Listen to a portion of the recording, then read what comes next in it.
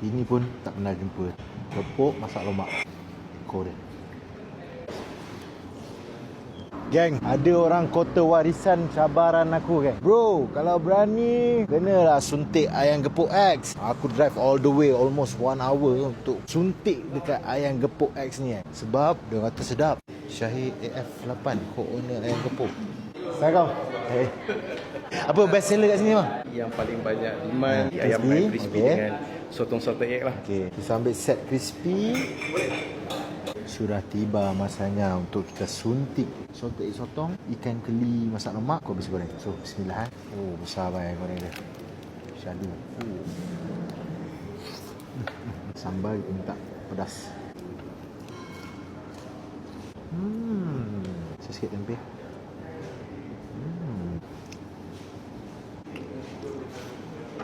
Ini salted egg. Sotong tepung. Sedap. Kena. Sotong lembut, salted egg dan crunchiness tu kena dengan sambal. Kau boleh goreng. Tak lemak sikit. Ini pun tak pernah jumpa. Gepuk masak lemak Korea. Oh, aku ingat pelik, tapi ni jadi. Tak sia-sia aku datang dari jauh. Patutlah orang kota warisan ramai saja sini. Keselesaan kedai aku boleh bagi 10/10. Sejuk-sejuk. Servis pun laju. Harga pun not bad. Satu set ayam crispy RM13. Ayam besar pula tu. Sambal, nasi, free flow. Dengan harga sini, kau nak pergi. Sotong salted egg dia pun banyak, bro. Banyak, bro. Kau tengok ni. Tapi kau tengok ni. Besar kan. Besar, lembut. Tambah sambal.